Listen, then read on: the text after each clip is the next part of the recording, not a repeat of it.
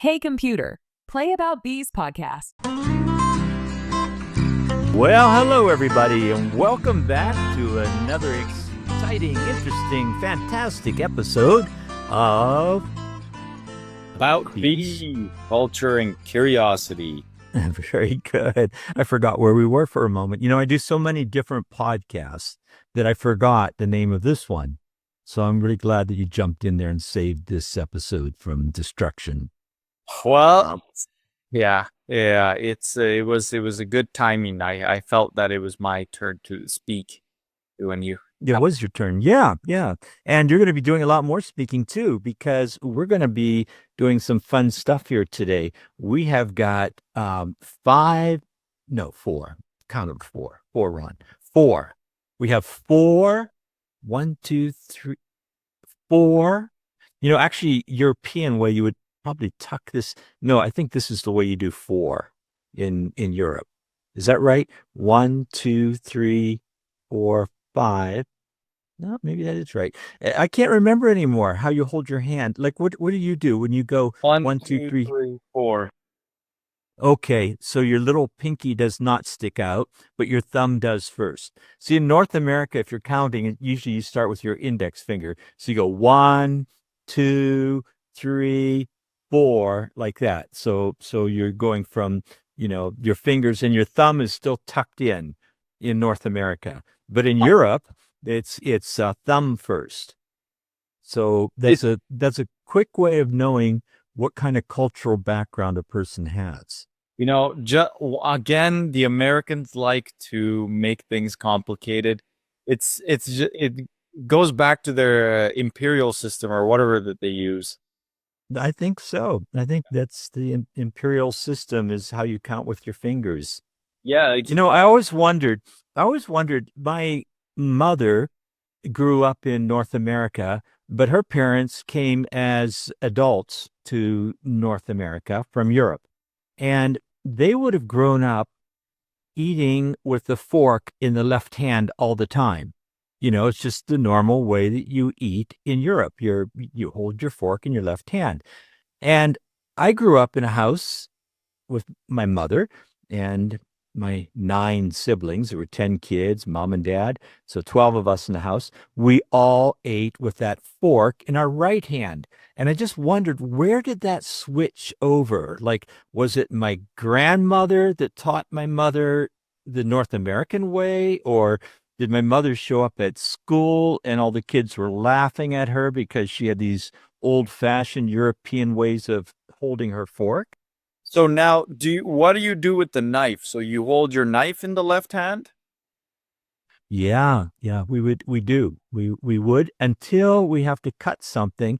Then we might switch hands and hold it down either with our thumb. That would be the traditional North American way. Like, you just put your fingers in your food and then start cutting with the knife, or you put your fork in your left hand, stabbing the meat and then slicing. Although I quit eating meat for the most part. I don't have to slice meat anymore. That's another reason to give up meat. Not only because it's kind of hard on the animal, but it's also hard on how you have to hold your fork. Hey, why don't we move along? We're going to talk about a few bee things today. Yeah. And the first one that you're going to be chatting about are you tell me, it's something to do with bees being isolated in the French Alps. Yeah, so I gotta be fully transparent. When you told me that we were gonna be talking about bee news this weekend, I was kind of I didn't know what I was gonna be talking about.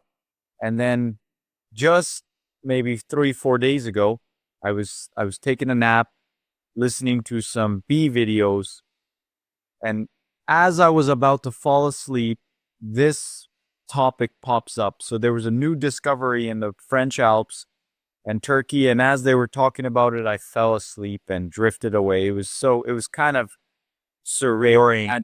It was really boring, wasn't it?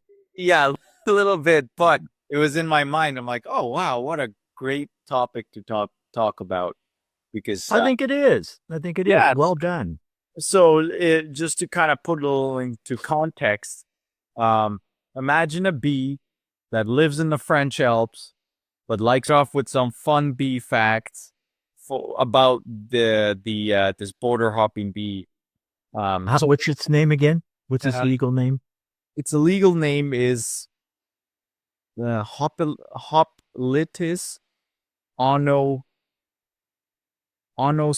mavia. I don't know. Okay, all right. Onos So we call it Hoppy. Hoppy. In fact, the article calls it Hoppy. It's a border hopper. Yeah, so they plug their nests with sand and pebbles, apparently. Huh. And then how do they get in if it's plugged? I wouldn't. That'd be like nailing my door shut. Well, I'm guessing if they find holes in their nest, they use pebbles and sand to plug them. Not all of them, just the one that they don't desire. Instead of filling it up with wax or whatever. Okay. And then the 2,000-kilometer gap between the population raises questions how they got there.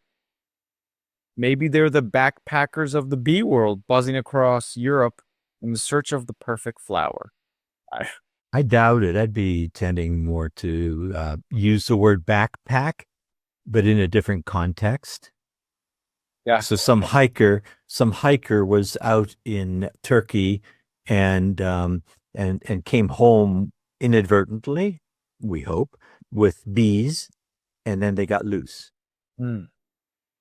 Well, that would be a phenomenon. Like this is what I'm saying. Like, however it happened, it's a phenomenon. It is. It's absolutely. It's yep. So they show a picture here of this creature working on flowers. Do you want to go full screen with it? Yeah, if I could figure out how to do that, I would. But we could leave it as is. Do that. No. Let's let me see if I can actually get into there. Yeah, okay, we're full screen now. Yeah, and then one more slide. There you go. So, there's the tongue hanging down in the upper right-hand picture. Yeah. So that tongue is just kind of dangling. It's probably too big to bring back into its mouth. I know people like that. And then the picture number 20 on the top left, the head is up inside the flowers. So I'm guessing that tongue is way up inside there. And then number 23 and 24 are showing us the nest with the little pebbles blocking the way. Oh, and the bottom picture. Now, this is interesting because I think the bottom right picture explains what the pebbles are for. So apparently they put their little future babies, their offspring, down under the ground, and then they plug that shut so that nobody can get in there and bother them. Is that what the P stands for? Pebble? No, I think that stands for pupa. Oh, but I don't know because I didn't read the article. Okay, beautiful. Like that, there's a close up now of that tongue again. It is beautiful. It's adorable. It's just adorable. Yeah. I would keep some in the house. Okay, my turn. Although I did an awful lot of talking, I apologize for that, but I always do. So you're used to it. What I wanted to talk about is an article in the Narwhal. The Narwhal is a online magazine newspaper in Canada. Yeah. I think it's based in Vancouver, but they cover the whole of Canada. And they typically, they almost exclusively run stories about ecology, pollution, global warming, and in this case, the fact that honeybees are evil. No, they don't say honeybees are evil. In fact, the article does give due credit to the fact that honeybees are an essential part of mega agriculture. So, when we think of big, vast acreages of nothing else growing there, nowhere for the native bees to nest, nowhere for the native bees to develop, then you bring in honeybees to do the pollination. And that's just necessary. It's just what we do. I certainly am not going to be one to refuse to allow people to eat food anywhere in the world. And I think that day is coming, but as long as we have honeybees, they will help delay the inevitable onslaught onto the end of the world. So native bees are an important piece of the pie, according to this article. Why aren't we protecting them? Well, because there's no money in it. What do you think? Why aren't we protecting native bees? I mean, if we protected them and some pennies fell from heaven every time we saved the life of a native bee, people would be running out there saving all of them. Probably money is probably the biggest factor why people keep bees and why there's so many honeybees kept in the world. But I think it also they produce honey, and we just kind of care about the honey too. As much as we care about the money, it's kind of all about the honey too, and the beeswax. The beeswax is pretty safe. It's as you said, some churches won't even accept it if it's not a beeswax. So I don't know. There is definitely money has a big factor to do it, but I'm just wondering maybe if these native species of bees, if they could somehow be spun, if some sort of PR spin is done on them where they're like, hey, they produce some sort of syrup, and then maybe people will start to go crazy and start raising native bees to get this syrup. But you got to be nice to them because you're not going to get in much syrup if you're treating them bad.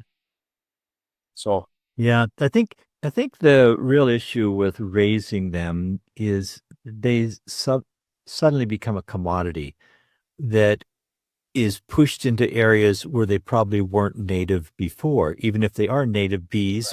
Right. As an example, there is a very successful pollinating bee that's kept in Europe, and I'm probably going to butcher the name, but it's a bombus. That means bumblebee.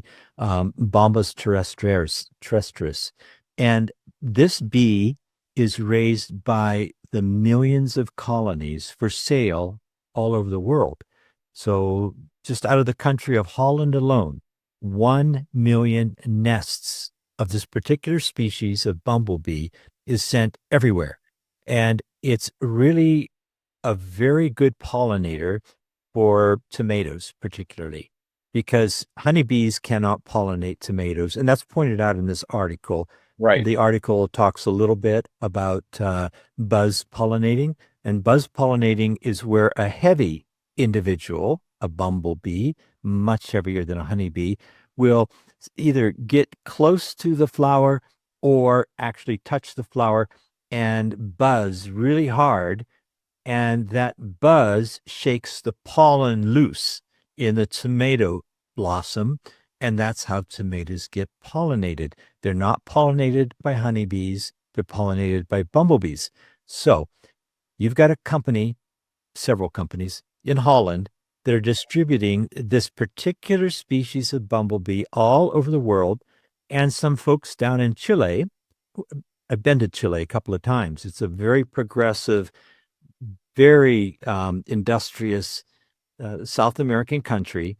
Right. Where agriculture is really important, and it's got a climate very similar to California. I mean, I like to think of Chile as just like California, but with nicer people, So you go to Chile and you see these huge, I've been there, I've seen these huge greenhouses that cover hectares, that's acres,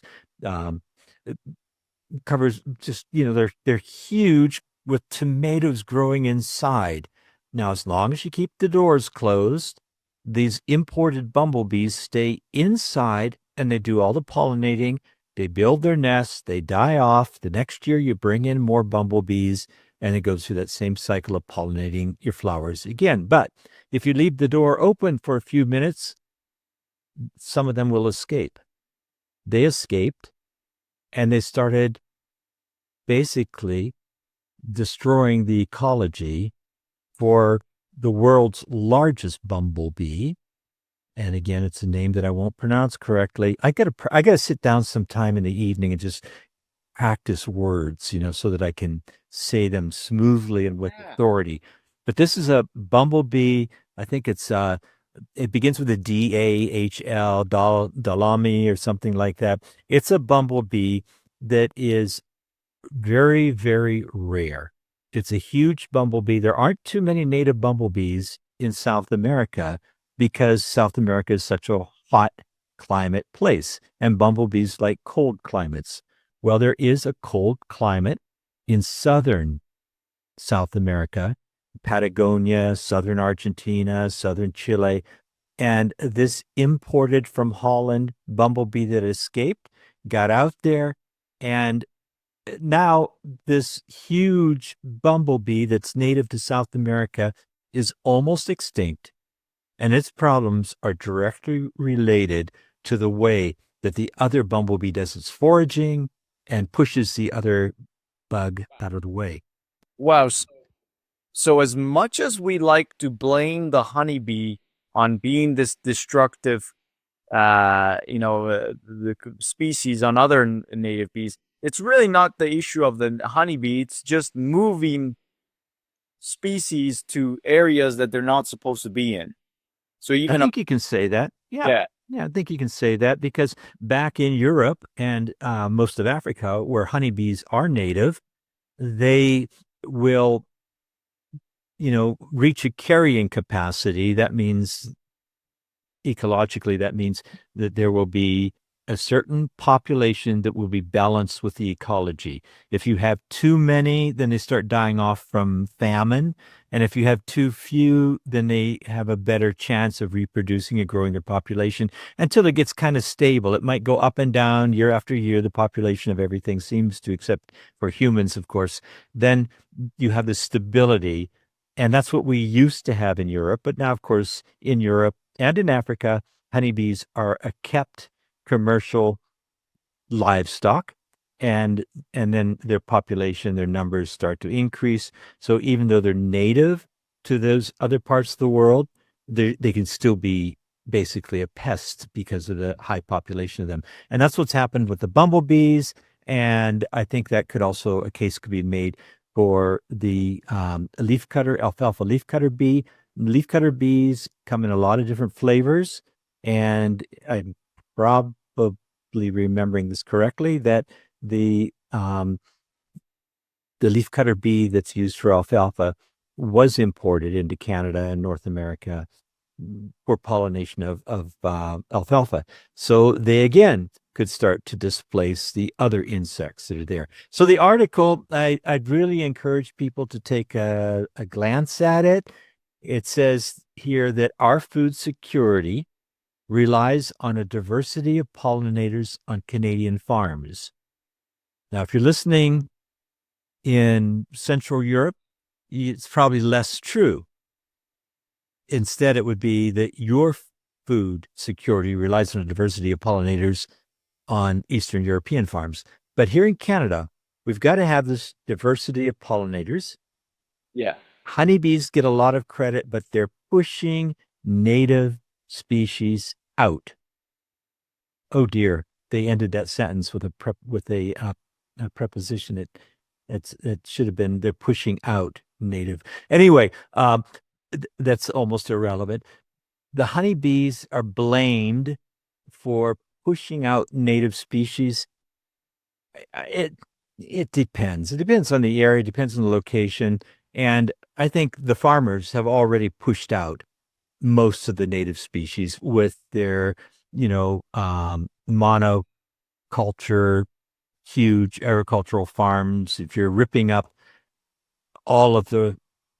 any place that native bees would have been able to nest, then the damage is already done. Then you hire and bring in honeybees, and the honeybees typically pollinate plants that are extremely dense and that are from areas outside of North America that depend on pollination from honeybees originally. So, things like alfalfa and sweet clover.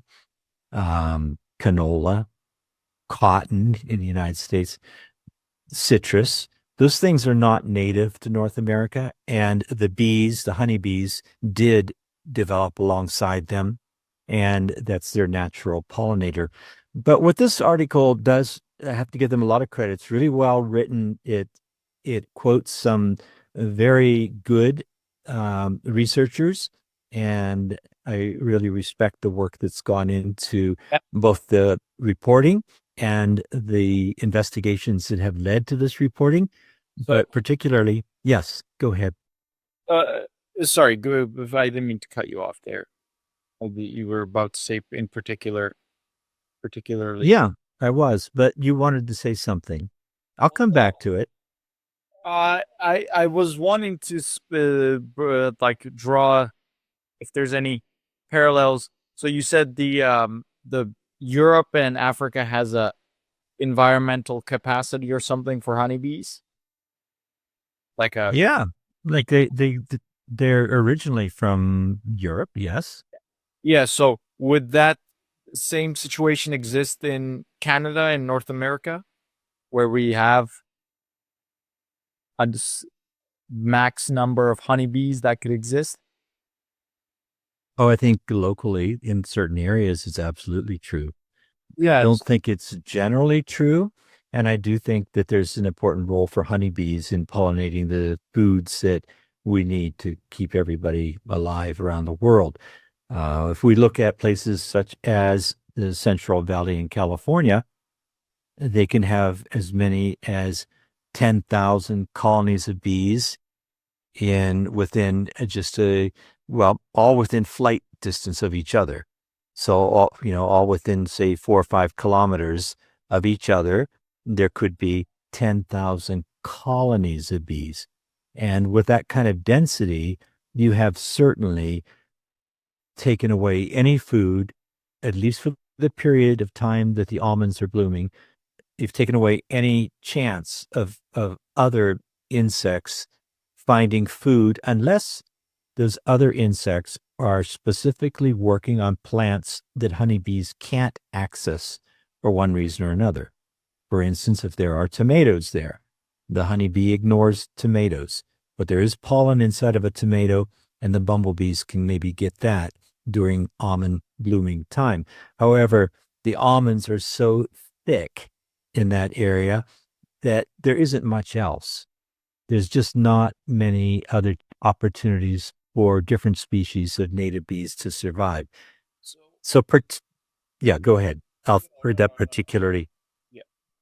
Do you want the particularly now? Yeah. Okay, I can use the word particularly. Particularly, they refer to the squash bee. So squash is native to North America. Yeah. And it evolved alongside of a bee that specializes in pollinating that particular plant, the squash. So there's a squash bee and there's a squash. They go hand in hand. They both live in North America. Honeybees will look at squash and maybe pollinate them. It's not inaccessible for honeybee. However, there is a native bee that is an even better pollinator of squash than honeybees are. So the advice then for farmers is to try to leave some space for those squash bees to survive, to watch the pesticides that you're using, and to leave some hedgerows, some space between your farm and the next farm, maybe some patches that are just left in a more or less rough stage so that other types of native bees have a chance to hibernate in winter. So the article goes on like that. It also mentions, and I think it's pretty important, that a lot of these native species of bees that are found in North America can work at cooler temperatures than the honeybee prefers. Now, they mentioned a cutoff of 12 degrees Celsius, and if it's lower than that, the bee is not going to fly. I disagree with that based on evidence from the past, like 4 or 5 days ago. We actually had a bit of a warm spell with the temperature, not warm, but mild spell with the temperature at about +8. And the air in my backyard was thick with flying bees. So they can fly at those lower temperatures. one hive for sure.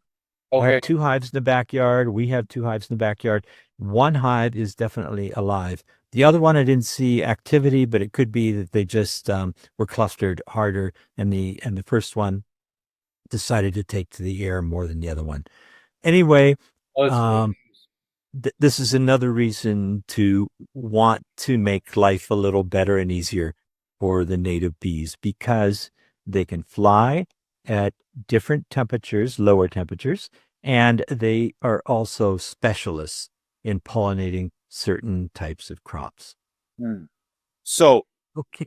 going back to the thing, so every year we have bees dying in winter in Canada.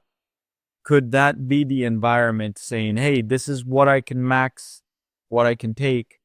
Like, why, like, we need to kill all, like, the environment kills off these bees, and then the beekeepers just import more bees every year. Well, that's a really interesting thought. But no. No. No. No. No. They're dying for other reasons. They're dying for other reasons. It's not anything to do with the carrying capacity in this particular case. No.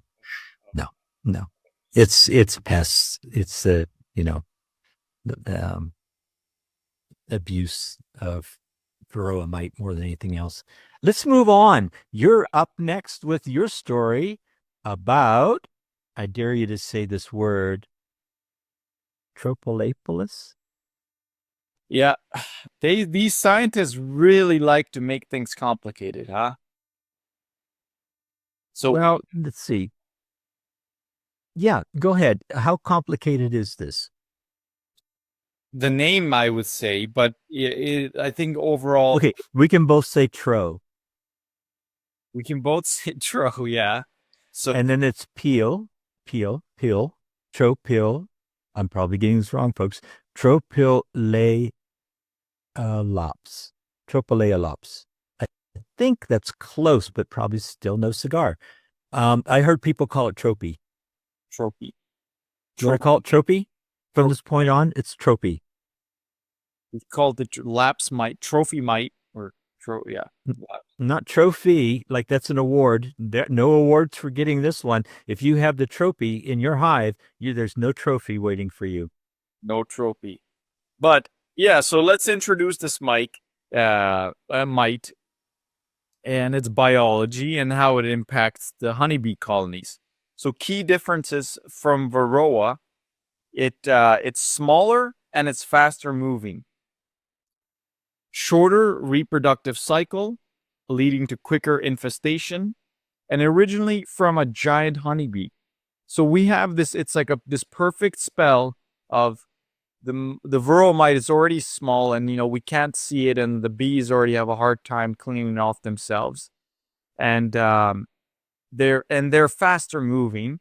They're not only smaller, but they're also faster moving. So they have smaller legs, but they're able to move faster, so they're stronger. So, and then they have a shorter reproductive cycle, which leads to higher infestation. So, it's pretty much a slimmer, quicker cousin of the Varroa mite. Yeah.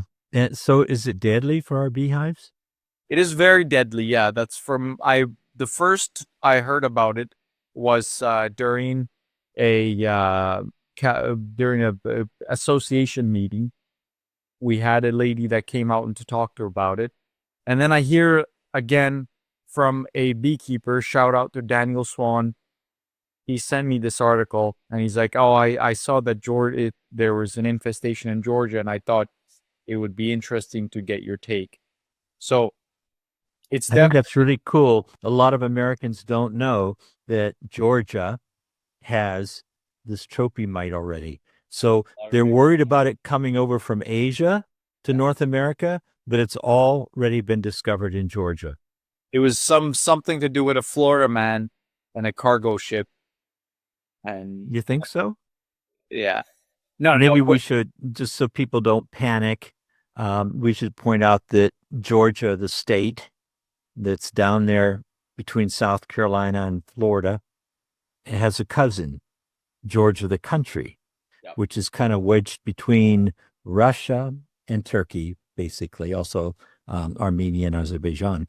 But that's where Georgia is. So Georgia has the Caucasus Mountains. It has some of the Caucasus Mountains. I mean, they're part of Georgia, and the Caucasus Mountains is where the Caucasian honeybee comes from. That's right. And Yeah. we have our habitat allows for the feral colonies to thrive. So you'll find a lot of wild colonies, unclaimed colonies, unmanaged colonies, natural colonies. I don't know however terminology that people would like to use. And I'm guessing what happened was there was either an infested colony was brought into Georgia, or there was some sort of border hop, cross-border transfer in the unmanaged colonies leading to, well, they only found it in 7 colonies anyways. 7 colonies inside of Georgia. Yeah. Okay, that's where they found it. But you said these things run pretty fast. They run pretty fast, yeah. Not the way. If all 7 were in one apiary in one isolated valley in the hills. No, sorry. So they found it in 7 colonies. I don't know the number that infestation levels. We could actually probably find that out. Okay, but my point is, I wonder if they could stop it. They're on the doorstep of Europe, or they're in Europe, depending on your definition, because, I look at the map here, and I usually would say that Iran is an Asian country, and I guess probably Azerbaijan, maybe Armenia, those are Asian countries, but Russia, yeah, at least to the western side of Russia, which is just north of Georgia, is in Europe. And Turkey, it's kind of in Asia and in Europe both. So what do you say? Is it on the doorstep of Europe, or is it in Europe? You're from Georgia, by the way. For anybody who doesn't know, Bidzina and his family moved to Canada from the nation of Georgia. Yep. And so I would say Europe has multiple doors, right? There's multiple gateways into Europe, and Georgia is one of the gateways. And we're the gatekeepers into Europe. So, if Europeans, if you guys should be thanking us for keeping the hordes of Mongols and from raiding. Oh, they got in anyways at one point, but they sure did. They sure did. I think the whole deal in Europe is just a bunch of Mongols. Mongrels. They, the Celts were there first. Yeah. The Celtic people and maybe their ancestors predate everybody else. So anyone in Europe should have been kept out. Well, this is another argument. It's the Celts, is Britain, is England, United Kingdom's the island, is that part of Europe? Or are they just as much as their own sovereign thing? Because they're not really much like they don't use the euro, they use their own thing, they have their own language, and then the Central European zone, they've diverted in the last 200 years. Well, you have a point. I don't know what the answer is. I think if you ask somebody from Britain, they would probably say no. And if you ask somebody from Germany, they would probably say, yeah. So, or no, they would say, yeah. Jawohl. Yeah. So, they've discovered it in Georgia. It's at the crossroads of Turkey and like all these trade routes. And, side note, the Black Death, it originated in Crimea. Oh, okay. And we experienced the Black Death kind of in Georgia 100 years before the European Black Death. And that's because Crimea is right is well, there's enough mountains between. You should have been able to keep it out. Well, what happened was so the legend or the story goes is I guess we're going to now talk about the Black Death, but just for a little bit. No, but go ahead. So the Mongols had invaded, and they were keep moving westwards, and they were sieging Crimea. And there was this one fortress that they were sieging, and they got so desperate after 6-7 months of not being able to get through the gates, that they started to throw their soldiers were getting infected, and they were getting sick. And what they started to do, they started to catapult these dead, sick soldiers' dead bodies into this castle to try to disease the entire fortress and kill them within. And that started to formulate this bubonic plague and started to disease spread everywhere. And Georgia was actually, fighting some wars there too. So the soldiers that they came back with the death, they spread in the country. The soldiers came back with it. So okay. Yeah. I don't know. I think the Black Death has kind of a ominous and not deserved, an undeserved reputation. Can you imagine if there had not been a plague or a Black Death, how many people would be in Europe today? So this kind of brought the population and kind of cut it in half for a while and took a long time for it to rebuild. So today, Europe would have like 1 billion people instead of maybe 400 million or whatever is there. So wasn't that actually kind of a favorable thing? And it doesn't affect me. I mean, my ancestors somehow survived it. And it wasn't. Apparently yours did too, though. Yep.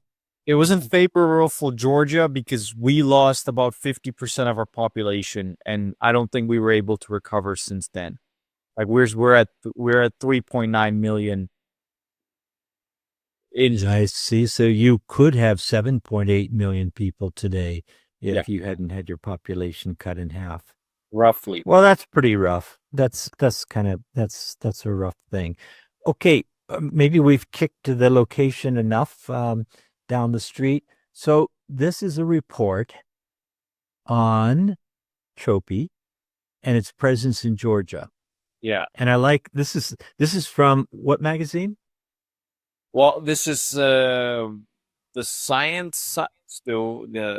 Which magazine is it? Yeah, the Journal of Agricultural Sciences. And I like that they put the heading there, the mite is heading westward. Yeah. That's so ominous. That's really, really ominous. So if you don't mind, although this is your country and your favorite topic, these tropy mites, it's like having a trophy wife. Let me pull up, I think it's here. This is the abstract from that same article. So I just want to let people know a little bit of the background on this paper itself. And you already mentioned some of this, but let me just go through it kind of quickly. So the tropy is an ectoparasitic mite. So that's a mite that lives on the outside of the body of a creature, as opposed to an endoparasitic mite, which would be kind of like the old-fashioned tracheal mite that gets down inside the lungs, the breathing organs of the honeybee. So the ectoparasitic mite originally associated with such giant Asian giants as the Apis dorsata, the Apis breviligula, I don't know that one, and Apis laboriosa, which I also don't know. I know the dorsata, though. Isn't the dorsata the one that builds this big fan-shaped, like a big, flat, super huge comb? And then when you wave your hand by it, all the bees kind of jump and wave back at you? I think that's the dorsata. I'm going to... Okay. I'll leave a picture up for people, but for everyone else. But we will... Yeah. Okay, that would be really good. But that's not so important. It's just it came from an Asian giant honeybee, and it has increasingly become a focus of global concern due to its severe effects on Western honeybee colonies, the Apis mellifera, and its recent geographic expansion. So it didn't stay where it was supposed to, but just like those Mongols with their bubonic plague, it has moved into other parts of the world. So this is a study. Yeah, go ahead. Well, it's only natural, right? If you think about it, like you look at the way that's laid out, and they have a lot of people, but the lands are barren. They don't have a lot of resources. And then you look, Who's they? well, they? these all these like Central Asian countries, and then the Russian steppe. You know, it's like they're landlocked. It just you can't go north. Your seas are frozen. You go south, it's just more land, and the only way you can go is either east or west. Okay, so that's exact. I'm sure that's how the trophy mite was thinking. So they knew they had to expand somewhere, and it's going to have to be into Georgia.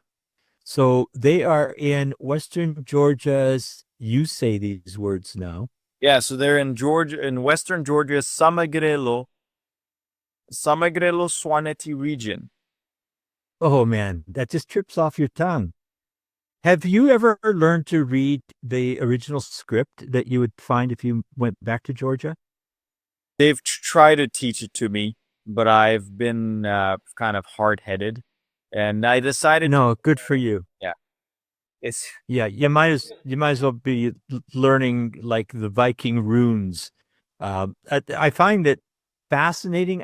I've watched some videos from the Georgia area, and looked at the writing, and I'm like, oh, there are some humans out there who could actually decipher that, and I think that's just amazing.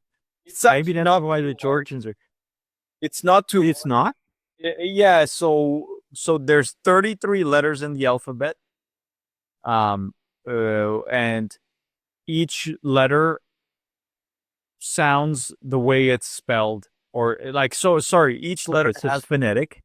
Yeah, it's phonetic, and then when you write them to side by side, you just kind of say the letters, and then the word will be said. You just kind of okay. Yeah, so but you have to, like, they use 33 letters, but those 33 letters, they're really like scratches in by the wind in the dirt with a twig. I mean, I know. I'm being very rude, but that's my nature.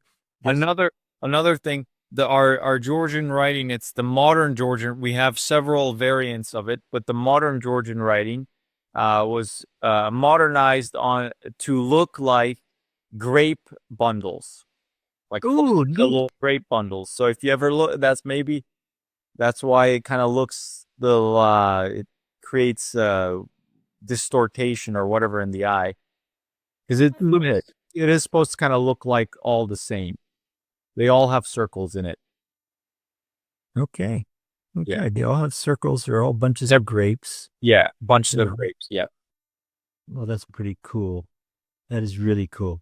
Yeah. So, please say that again. Then the Tropilaelaps Zemo Swaneti region. Okay. Zemo Swaneti region, and Zemo means like upper Swaneti. Oh, okay. Yeah. So it's the upper Swaneti region, not the lower Swaneti region. Yeah, exactly. So maybe it might get let me look on the Google Maps here if I'm actually correct. But that's okay. So while you're looking it up, and make sure you're right. They were found in 7, which you already said, honeybee colonies, Apis mellifera kazakhsika. Those are the Caucasian bees that we know and love. The gray bee, the one that's so winter hardy. They're a nice bee, by the way. And they were found in 3 apiaries. Okay, that answers the question of whether or not they could confine the area and expel those particular mites. I guess they could, but you know what? By now they've already spread all over the place, and you're going to go in there and burn some poor guy's beehives because for some reason they got caught with them. But the next door neighbor, they're going to look in there, and they're going to be kind of laughing, joking, pulling out a frame, looking around, and they don't see the 17 trophies that are running across the frame all at the same time. And they put the frame back in and they say, no, don't see it here. And that guy gets to keep his bees. Doesn't make any difference how they voted. I'm sure of that. I mean, this is Georgia after all. So you get your hives burnt if you are caught with the trophy, and you're safe if you voted the right way and you're not caught with the trophy. We conducted brood sample inspections, DNA barcoding, and So morphological measurements to confirm mite identification. Okay, so I guess because they had to do all that, that probably implies that there are other mites that they could have been confused with. So this is very interesting. Yeah, exactly. I guess they could have confused it with. So is that what they haven't definitely figured No, out? they have definitely. No, they said that we conducted brood sample inspection. So they looked into the brood nest, DNA barcoding, that's a key, and morphological measurements, that's another key, to confirm mite identification. So they are sure that that's what it is. Okay. Yeah. So this interest. So I searched it up, and so if we look at the map of Georgia here, Yeah. and I have a picture. What the heck is going on there?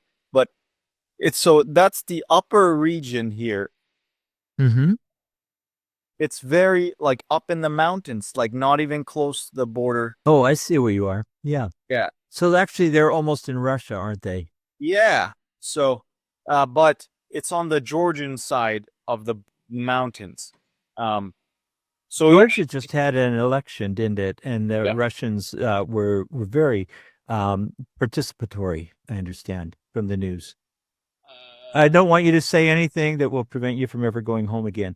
But anyway, it's right on the border with Russia. It did have an election very recently. Some people were protesting the so-called results of that election, and there was a heavy hand coming from the north, a big wind from the north pushing the ballots around. But you stay out of this. It's me. I'm the one who's not going to be allowed to go to Georgia. No, Okay. you will be able to go. They're safe. Yeah. Okay. Yeah, they'll be fine. They'll figure it out. Like the power, like the people, the rich people, like if like the Russians, they realize that if we don't keep the beehive happy, they're gonna they're like we have if we're extracting honey from them, we have to keep them alive and happy. So as long as they keep Georgia, like the people are okay with it, and as soon as they turn off the tap, then the people will revolt. So I don't know, maybe it'll be too late at that point. Russia will get all its honey and the bear will no longer have a need for the hive. I like that symbolism because that keeps us both out of big political trouble. Thank you. Yeah. Oh yeah, you said the handwriting or the writing uses the grapes, the symbol, but I've seen really nice wine from Georgia and from the country of Georgia, and it's beautiful stuff. We've bought some from time to time. In fact, some of the best wine we've ever had in our house came out of Georgia. You So bought it at the liquor store here? I bought it at my wife bought it at a store here. Yeah, no, they're bringing them slowly in. You Mhm. gotta be careful, but yeah, if you get the good stuff and you get the right way, yeah, it's delicious. Yeah. Yeah, it was a beautiful wine. And I'm not a connoisseur, I only know if it's a $10 wine or a $50 wine or It's something in between. And this was a $10 wine, yeah. but it by cost, but it was a $50 wine by taste. It was very nice. Okay, so their findings in this paper that I'm not going to read the entire thing to because we'd be here all night. Our findings revealed high infestation rates. So hello, infestation rates of trophy, co-infestation with Varroa, and notable mite reproductive success. Okay, for those who don't know what that means, notable mite reproductive success means the population's growing of the mites. These results underscore the threat posed by trophy to Georgian apiculture. Now, bees don't need to pollinate grapes. So grapes will produce some beautiful wine even without the without anything from the Zena, you still there? Yeah. Oh, yeah. Okay. I thought you froze, and maybe you did, but not your screen. So I was just wondering. Okay. So potential for further spread across Europe. Immediate action, vigilant monitoring by national and international authorities are crucial to mitigate the impact on beekeeping and agriculture. Good plan. I think that's what they have to do. They got to look out for this thing. So what do you think, like, how do you think it got there? Was it infested colony probably brought in? Well, that's a really good question. I am wondering that myself. I I think I'm just going to come back to the map that I've got up here. So, if I remember correctly, one of the mildest parts of Russia is close to Georgia. And I think one time on one of our podcasts you mentioned that there are even bananas growing in That Georgia. actually that region where they found those the mites, just a little south of there, I would say maybe like 500 kilometers south of there, you would maybe even shorter, like 100 to 200 kilometers south, you get like a tropical region weather, subtropical. Subtropical. Yeah, sort of like Florida. Something. What I was getting at is that it's possible there were migratory beekeepers who had moved in on the Russian side and had inadvertently brought along these mites, and they brought them for wintering, get the bees through the winter better, and then they're going to haul them back up north. I think that would be a normal accepted practice in a lot of parts of the world. There are people migrate their bees because of the climate, and it could be that they tagged along that way because I mean they didn't just spontaneously erupt there. They had to have come from something somewhere. And I doubt that the people in Georgia would have traveled to India or wherever the nearest place where they might have the trophy mite and purchased colonies and brought them back. It's highly unlikely. They're just very unlikely to have happened. So it could have been beekeepers that travel all across Russia, and they were in Asia, and then they drove down to Yeah. Yeah. Quite possible. Yeah, Quite that's possible. where. Yeah, that's wherever it's on the. It looks like it's coming from the north, not from the south. Mm-hmm. Yeah, and it cannot have come from Europe. No, they haven't found it in Europe yet. They did find a really rare species of bee in Turkey just recently. Right. Did you know about that? Have you heard about this new species that actually found it almost simultaneously in Turkey and also over in France? So it could be related. Well, the border hopping bee, that does make sense. The border hopping bee. Okay, let's move on. Let's you're getting really silly with some of this stuff now. So here's your chance to really shine. Robot bug could help pollinate crops. Yep. Yep.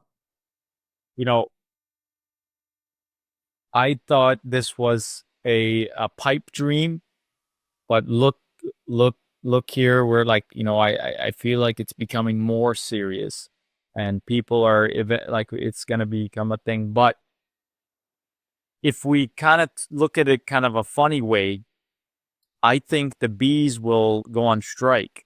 The queen bee will unionize, and they will go on strike. Well, they're already kind of a Borg-like conglomerate of creatures already. They've got their master queen that tells every single bee exactly what to do at every moment of the day. Yeah. So it's all orchestrated by higher powers. And then every year, all those queen bees from all the colonies, they all fly out maybe to the country of Georgia and discuss how they're going to go through the next year. No, seriously, what do you think about this robot bug? We've got a picture up right now of an individual. Oh, by the way, shout out to Science Blog. It's a fantastic. They come up with some of the coolest, neatest, most unusual bits of science, and then they put links in to get to the real paper. So they have some good editors to summarize the information that's been released recently. And this one, very recently, January 16th, 2025. Today's January 19th, so 3 days ago, this went live. The story about robot bugs. And they're right now able to keep this little tiny handheld insect that would stretch, well, if you had your palm open, its wingspan of this robot would roughly go from one, like your pinky finger to your index finger. That's about how wide the entire the entire wingspan and body of this robot are. They've been able to keep this little creature in the air for an incredible 17 minutes. And they clock it flying about, 3 meters every 10 seconds. So that's the speed. So about a foot a second. So it kind of goes, it's 1 foot, so it's not too bad in its speed right now. And the interesting thing in this article, at least for me, one of the interesting things was the fact that they experimented and worked with a whole bunch of different types of engineers and biochemists and electrical engineers and they originally had tried to make this robot bug with 8 wings because they thought that would be more stable and it would have more power. And they ended up, get this, folks, they went to 4 wings. What else has 4 wings? All the bees in the world have 4 wings. Bees have 4 wings. Flies have 2 wings, by the way. Bees have 4 wings. And they went to 4 wings to make this thing work. Each wing, they say, is roughly 2 centimeters in length and less than 1/100th of a millimeter thick. So they're like these tiny, tiny membranes. They had to even design cutting tools to be able to go to like scallop out of the material this laser beam that cut the material to make the wings, and then solder this whole thing together, put a battery in there somewhere, one that would last for 17 minutes, which is quite a long time. Yeah, that's very impressive that they got the battery situation figured out. I'm wondering, how are they gonna get it, put the computer vision in there where the thing knows how to fly to a flower and then pick up or do whatever it needs to do. Exactly. I think that's why the whole concept of pollinating with these robot bugs is still a few years away, probably fewer than 10 years away. Maybe within 5 years, they'll at least have some prototypes that are able to do some, say, apple pollination, because the apple blossoms are big and open and they can reach them a little bit more easily than they would with, something that's got a really dense, narrow entrance to where the pollen is. They have designed this thing to weigh only the equivalent of a paper clip. If you could imagine that the whole thing, including the battery, weighs as much as a paper clip. So that's all this thing weighs, which is one reason why it can be moved so easily.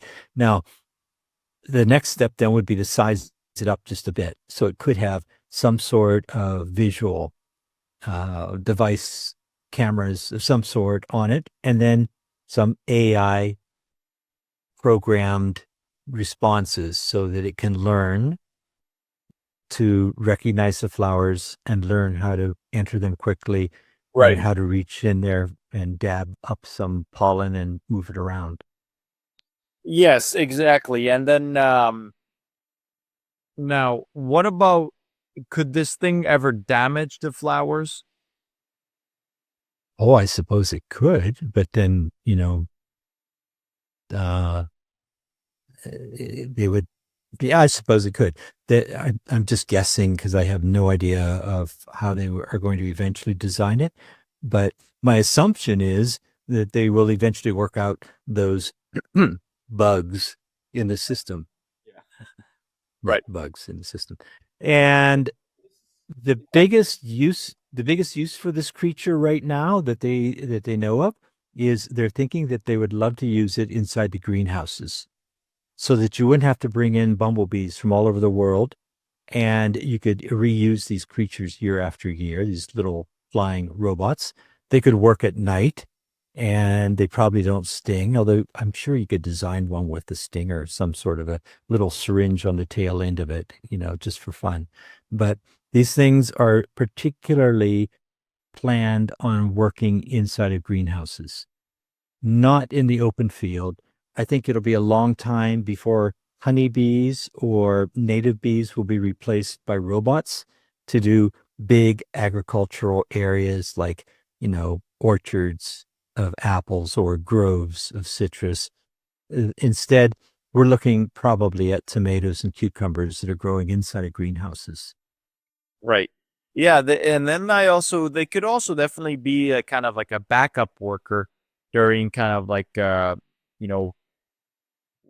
scenarios of like disaster or flood, and like we don't have bees, like we could use them up as like backup pollinators. It's kind of, I feel like it would be, okay, what about this? Also what about that there's some sort of there's like some sort of scientific phenomenon that takes place from the electrical charge that the bee has when it picks up these pollens, and it activate like the natural touch of a bee activates this pollination process. Or like would that I'm sure that it could be designed into this little creature. right.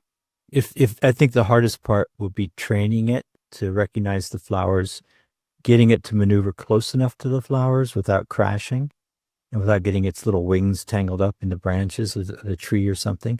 I think those are going to be the hard part. Or I keep saying tree, I'm picturing almonds or apples, but really it's more likely to be tomatoes and cucumbers. So these leaves are going to be something that they'll have to navigate around. But I can see it working.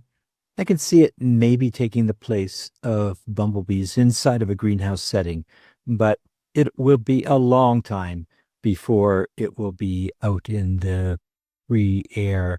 If these things weigh so little, you're going to turn off all the fans in the greenhouse.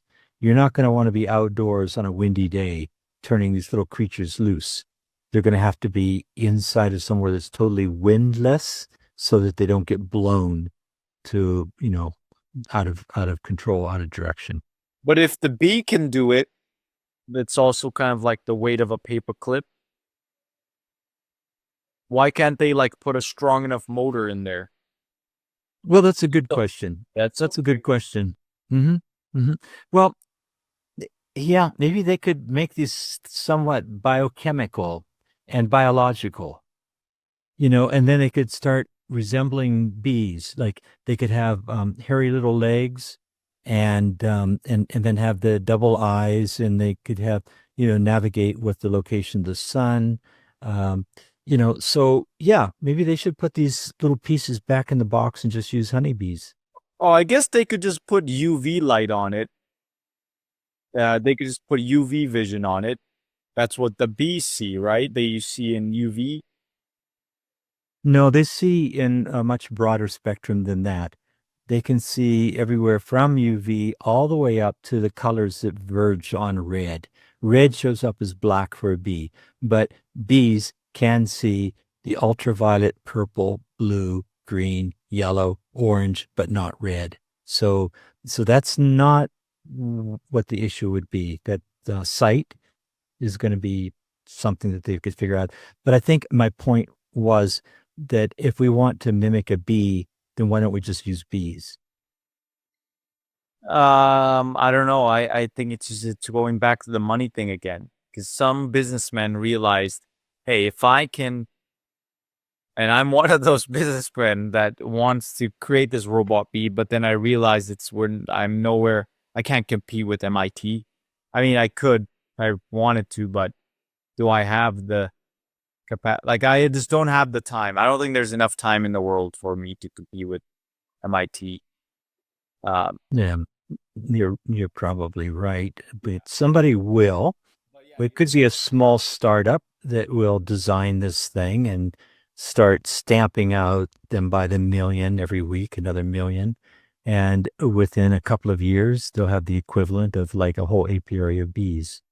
Yeah, that's right. And then these things never die. Again, that was kind of a joke because I'm just pointing out how intensive it would be to reproduce what a colony of bees can already do.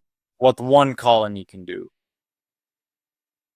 Yeah, just one colony, but I was thinking of a whole apiary could have several million bees in it. Right. And, 40 hives, 50,000 bees in a hive, you got 2 million bees there. And how long would it take you to manufacture 2 million of these? But if they're faster and they work day and night, maybe that would take the place of some of the limitations that we're seeing. What if like one robot bee can do the job of like 100 bees? Well, then you've got something good going on there, I guess. Yeah. Yeah. Or not just 100 honeybees, but 10,000. No, not just 100 bumblebees, but one native bee, because they claim that a native bee can sometimes work 100 times more effectively than a honeybee would. So that would be something to strive for. Then we wouldn't have to worry about biodiversity. We could just kind of pave over the whole earth, use robots, and then you got to kind of wonder, by the time this thing is really efficient and working properly, are we even going to be producing food the old-fashioned way? What is the old-fashioned way? Like, because if a person is, just grows something in a little pot of plant, like if someone tries to do it the old-fashioned way, they're kind of laughed at. Now if you really want to grow food for yourself, you got to do some smart things, vertical farming, and utilize all these nutrients and this and that. So we're always evolving with that. So what if one day people that if you're not using drones to pollinate your flowers, you're kind of laughed at. They're like, oh, he's using a hand mower instead of a gas mower. Good point. Or scythe. Good point. Or a scythe instead of a weed whacker. Well, where I grew up in Pennsylvania, we had a lot of Amish farmers, and most of them were more successful than the more mechanized farmers. So I don't know. Sometimes it pays to be the one that's getting laughed at. But the Amish, yeah, that's true. And the Amish are becoming mechanized somewhat, a little bit. No. Yeah. Well, no. A funny story, a little tangent about the Mormons. No, not the Mormons again. I love the Mormons. I'm not Mormon, but I respect them. I love this. So when they moved to Utah, they wanted to have their own state called the state of Deseret. And the state of Deseret is some sort of biblical name that's associated with the beehive or something. And they wanted to live society like the beehive. That's what maybe. I don't know enough about their traditions or their faith to be able to say that, but I do know that the Mormon folks tend to be very industrious, hardworking, and that's just like the Hutterites that we have living on their colonies out here in the West. The symbol of the honeybee with its industriousness, it's, going out of the hive and gathering up something that would just drip onto the ground and disappear into the desert, but instead it's being brought home and turned into wax for candles and being turned into food for humans to eat. Then that shows the industriousness of what some people and some faiths consider to be the ultimate good. Well, not the ultimate good, but one of the gooder things that we can do. Right. No, it's definitely beehives and bees are very sacred. Is that all you were going to say about the Mormons, or did you have something very disparaging that you wanted to add? No, I'm not too disparaging about them. I find it very fascinating because, I've been kind of what is it called, evangelicalized to try to become Mormon several times. Well, go for it. Go for it. Well, I can't become Mormon. I've been already baptized as Orthodox. Well, a lot of people were baptized before they became Mormon. I mean, where do you think those folks came from originally? Like 200 years ago, they had to have come from people who had been baptized. And then they said, you know what? I had my fingers crossed during my baptism. Were you baptized as a baby? No, I was baptized when I was 12 or 13 or something. Oh, okay. Yeah. Okay. So then you can claim that you had your fingers crossed and it was kind of like, yeah, okay, I'm just doing this to make grandpa and my uncle happy. Yeah, he was the one that baptized me, my uncle. That's great. That's great. Yeah. I mean, you got that. You should, if you're comfortable with it, then, feed these young Mormon people some cookies and milk and send them on their way. No, I actually would think about it, but then they always say that, like, yeah, anyways, I'm not going to go into it. No, don't. You don't need to. There's no, if I'm pulling your chain too much, just back off. It's not important. And I was just going to say that they say, like, if you're not born Mormon, if you do it after the fact, you don't get to go into the high level heaven. You only get the second class heaven. I have no idea. So I don't know that. And I kind of doubt it because it's highly unlikely that they would be going all around the world converting people who weren't born Mormon. And then after they get into the church, say, oh, by the way, you're second class. Okay. Maybe I'm wrong. Maybe you are, but maybe you're right. And I am the one who does not know. So anyway, this has been a lot of fun. Always, Bidzina, thank you. We're going to come back to the news stories. How about if we try to do this like 4 times a year? This was our winter session of news stories.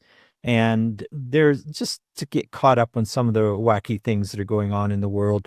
We focus pretty heavily on non-honeybees, but honeybees always seem to creep into our conversations anyway. But I'm glad that we did cover quite a lot on the native bees and other types of bees, even mechanical bees. They made their first appearance on our show. First appearance. Well, the show is called About Bees. It's not about honeybees. So that's absolutely right. If anybody was under the impression that it was all just honeybees. Well, we have to kind of promote it as honeybees because no one else is going to listen. I don't know why the native bees are so charming. I mean, there are 40,000 types of native bees in the world, 20,000 types of native bees. I guess if you consider males and females, it'd be 40,000. 20,000 species of native bees in the world. And they're all so cool and so different. And I know about 6 of the different species. That's about it. So if I had another life to live, I think I would focus even more on the native bees. They're fun. I would want to be, I would just, there would be so many different things I would do differently, but I would just want to study nature even more. Just everything about nature. I would maybe be an entomologist instead of going into business administration. Okay, I got a secret to tell you, and I don't want anybody else to overhear this, but Bidzina, I was 33 years old when I went to university. I graduated when I was 37, and I went into a field that I had no experience whatsoever with, and that was geophysics. So I went from beekeeping for 15 years or so, went to university in Saskatchewan. Shout out to my friends back in Saskatoon, and got my geophysics degree. And then I spent years and years and years understanding the earth, like, just it's a fascinating field in itself. The whole, plate tectonics, the way magnetism, the whole thing. It's just fascinating. The earth is fascinating. I was 33. You're only like 23, 24, something like that. I'm 26, and then I'm just 26. There, see, you're a kid. You've still got another 7 years before you need to go to university at age 33. Well, let's see how it goes. I need to graduate and then get a job so I could expand my beekeeping operation. And then, don't let that happen. No. Please don't. Okay, wait, there's another idea. So I don't want to actually, I'm not expanding my beekeeping operation, but I am launching a new business. Luxury beekeeping delivery service. Ooh. White glove luxury beekeeping delivery service. And then with addition of we maintain it for you and we take care of it for you. And it's kind of our target audience, our first early adopters will be affluent acreage owners. So these are acreage owners that are $1 million plus, and we put a beehive on their property. We take care of it for them. We give them reports, and then whenever they like, they can host beekeeping parties. We'll take care of the beekeeping party for them, and essentially what it entails is like you bring a set number of guests. We bring pairings of different foods that go with honey, and then we will go inside your beehive. Everybody gets to wear a suit. We'll go inside your beehive. We'll get to see the beehive. Maybe if they've collected a bunch of honey, we'll cut off a little slice for you.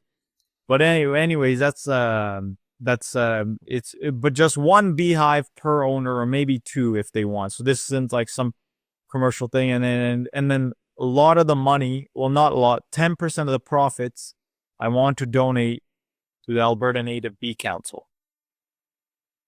Well, I don't know about that. We're reluctant to take money from people who are exploiting bees. We're not. I'm one of the directors of the Alberta Native Bee Council, and I can speak for myself and not for them. But I would say, just send us a check, but don't tell us where the money came from. Well, it's not really exploiting bees, because if you think about it, this is like the utmost pampering of bees. If this is like the Rolex of beekeeping, like imagine having a horse, but instead of a bee. And just like a rich person would buy something to enhance the value of their yard, this is the same thing. It would be like handcrafted. It would be an art rather than just a decadent beehive, if you were. Whoa, now you're getting somewhere. Yeah, made out of chocolate. Hey, I think you have a great idea, but you've just announced it to the whole world.